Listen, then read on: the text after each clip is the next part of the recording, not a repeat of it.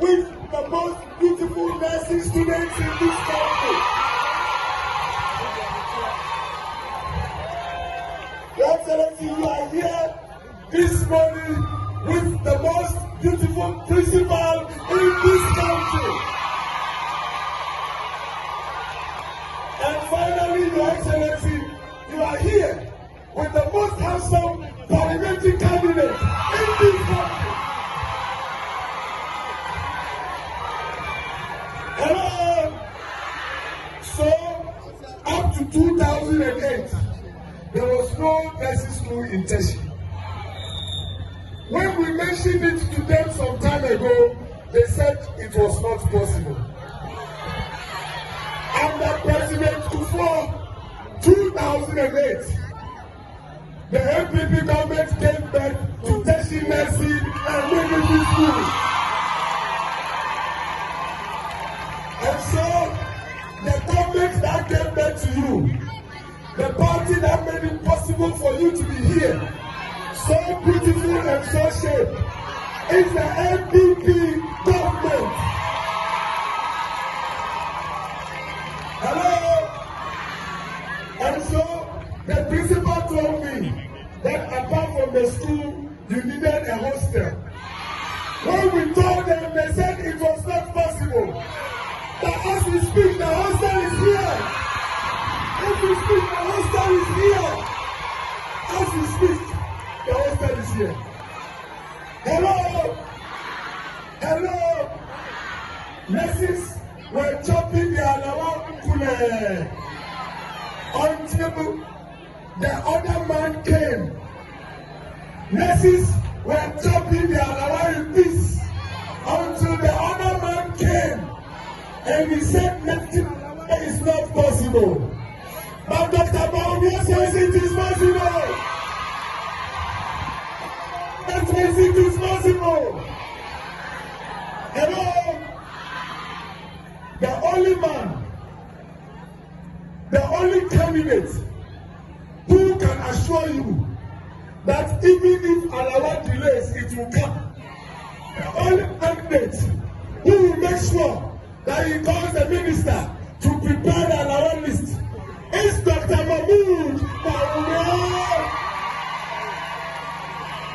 Hello? Finally, nurses want to be posted. Is that not so? Nurses want to be posted. Is that not so? When the other man was there, he said posting is not easy. But under this MPP government, just recently, 15,000 nurses have been granted clearance. Hello? Okay, the other man says that he wants to reset Ghana. Do you have your phones here? When you do of recruitment, as there was a freeze on recruitment, we came into the 2016 election with a mindset that said that if you vote for us, we will bring major changes into Ghana. One of the main policies that we advocated in the 2016 election was the free senior high school education policy.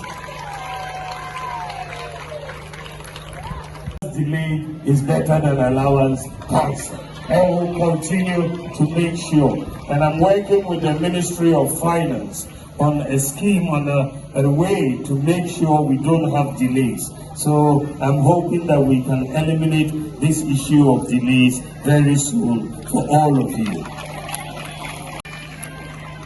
When we came into office, as I said, the ambulance service had virtually collapsed. And so we said that, look, let us make sure we bring in one constituency, one ambulance. And we have brought in one constituency, one ambulance now in place. We brought in 307 ambulances. And now we are making sure that the ambulance service is put at par with the police service in getting fuel for all of their transportation needs, so that they are now going to be getting fuel just like the police and the army and so on, so that there will be no situations where they will complain of not having fuel. One of the things that we also did quickly was to recruit a lot of health personnel. The backlog was very, very high. In the last 7 years, we introduced free senior high school education in our very first budget in 2017. And so we have seen, because of free SHS, a major increase in enrollment. At the time we came into office, total enrollment in senior high school was 800,000 students. And today, as of 2023, we have increased the enrollment to 1.4 million students. Just think about it. For 60 years after independence, 60 years, we had 800,000 enrollment at the end of 2016. But after 7 years of free SHS, we've added 600,000 to that 800,000. That tells you that there were so many students and children at home who could not go to senior high school because they could not afford. And that is why we have seen a major jump. And what is very, very enlightening about this development is that more girls than boys are now in senior high school. In 2016, for every 100 boys, we had 68 girls in senior high school. In 2023, for every 100 boys, you have 106 girls in senior high school. So you have achieved gender parity in just 7 years, something we couldn't do in 60 years after independence. And their performance has gone up significantly for the better. In the WACC core 6 subjects, the pass rate in 2016 was 45%. And in 2023, it has increased to 64%. And what is very remarkable, in the 2023 WACC, across West Africa, of the West African countries, the top 3 students, number 1, number 2, number 3, were all from Ghana. The top 3 students in the WACC were all from Ghana. So it is possible that we could increase the opportunity and at the same time we increase the quality. And I know virtually all of you students who are here today are beneficiaries of the free senior high school education policy. And we are going to maintain it and enhance it. One of the things that I was clear about in the 2016 campaign, I was very, very adamant, and our party was adamant, that God willing, when we come, we will restore the nursing training allowances that are crossroads. And we need to move forward into the future. We don't need to go backwards. We need to move forward. Going backwards is going back into problems. I'm here today in my capacity as the presidential candidate for the New Patriotic Party for the 2024 elections.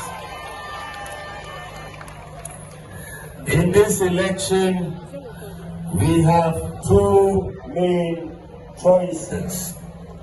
You have Dr. Bawumia, and then you have the former president. These are the 2 main candidates in this election.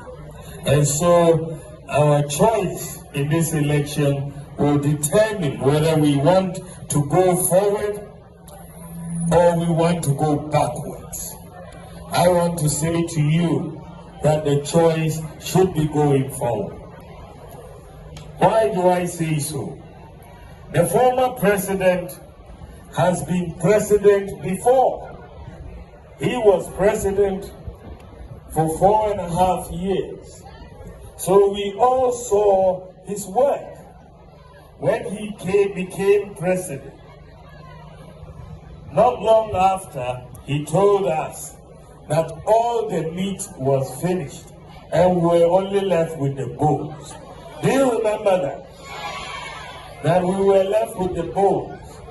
And because of the bones, and this happened without a global crisis. We didn't have a COVID-19 to worry the world or a Russia-Ukraine war. There was no global economic crisis. We should understand that. But the meat was finished and we were left with bones. Because of the bones, even chalk in school was a problem. Chalk was a problem. Because of the bones, we had to endure doomsday for over 4 years. 4 years. Many jobs were lost. Many people lost equipment because of destruction. And we were in, dire straits. 4 years of doomsday in this country. We had, because of the bones, to endure queues at the petrol stations to try to get fuel because there were fuel shortages. Because of the bones, teacher training allowances were cancelled and nursing training allowances were cancelled. The national ambulance system basically collapsed because we were left with 37 ambulances for the whole country. 37. The National Health Insurance Scheme was reverting to cash and carry.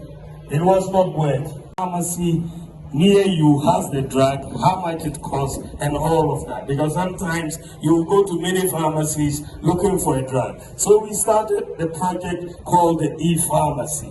And I'm happy to say today the project is complete. We have 2,456 pharmacies that are now on the e-pharmacy platform, and you should check it out yourself. National Electronic Pharmacy Platform, the NEPP. If you get onto the web, you can find it. And if you are prescribed any medicine, you can enter it on the National Electronic Pharmacy Platform. It will tell you which pharmacy near you has the drug that you are looking for, and you will go and get it. We are the only country in Africa with this National Electronic Pharmacy Platform. So we are moving, there's a lot more that we are going to do, God willing, to help the healthcare system. When I become president, I want to continue to empower all of you to improve your conditions of service, in addition to all of that. Now, one of the things that you will see is that the former president, when he was president, took away the car import duty waiver for nurses. You remember that? Yes, I'm bringing it back for all nurses. The car import duty waiver is coming back for all nurses, as well as looking at ways to improve conditions for people who are posted in the rural areas. The other thing that I'm bringing to bear, and I'll make this comment, and to bear for all of us in Ghana. If you look at the cost of living in the advanced countries and all of that, it generally, even though it's high for everybody, that they tend to be more manageable than us in Ghana and in Africa. The reason why their living tends to be more manageable than our living is that they operate what is called a credit system. A credit system means you can buy things on credit. If it's a TV you're looking for, you buy it and you pay small. If it is a car, you buy it and you pay small. If it is a computer, you buy it and you pay small. So that is why they are able to survive. A nurse in the UK or in Canada, even if he's paid the same salary as you, can consume 10 times more goods than you can, because they can buy things and pay small.